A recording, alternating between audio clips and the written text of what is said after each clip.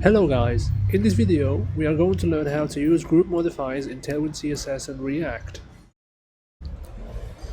The first point I want to talk about is what group modifiers in Tailwind CSS are. Group modifiers are special states in Tailwind CSS that are used to apply styles to one element based on the state of its parent element. These group modifiers are used with the group utility class and support all pseudo-class modifiers in Tailwind such as hover, focus, active, etc. And the way these modifiers work is that some styles are applied to some elements when their parent elements are hovered, focused, active, etc. In this tutorial we use the hover pseudo class to demonstrate how these modifiers work. Let us now work through a code example. As you can see, I have a simple React application that I created with Vite and which has Tailwind CSS installed and configured, namely through this tailwind.config file. In this application I have an app component which returns a button element styled with Tailwind CSS for the background color, text color, padding, etc. And this button has two children. The first child is the like icon that I imported from the React icons library, which is also installed in the application. The second child is a span element that contains the button's text.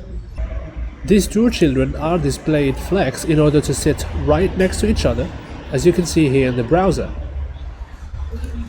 Now, suppose I want to only show the like icon when the button is hovered.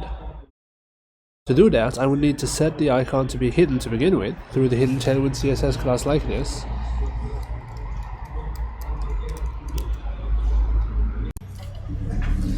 And one way to think about it is to directly go to the button element and use the Tailwind hover pseudo class, like this. But you will realize that we don't want to apply the class to the button itself, but rather to the like icon, which is a child of the button. Consequently, what we want to do really is to apply a class to a child element when its parent is hovered.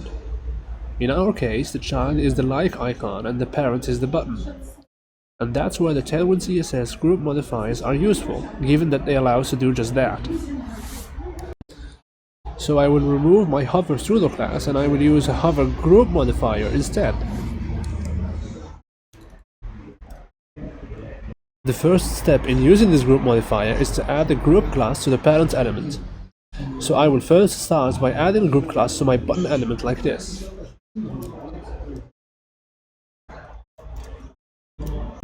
The second step is to add a group hover modifier to the child element.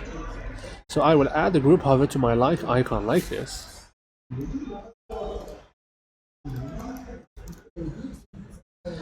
And now I can choose the style that I want to apply to my like icon when its parent element, namely the button element, is hovered. In my case, I want to show the like icon, and to do that I will change its display from hidden to display block through the Tailwind block class like this.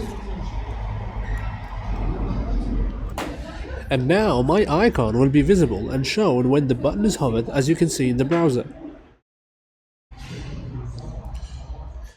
And that is possible thanks to the Tailwind CSS group hover modifier. The video is now ended. It is important to note that the workflow used applies not only to the hover pseudo class, but also to all the other pseudo classes supported by Tailwind CSS. Thank you for watching, and I will see you in the next tutorial.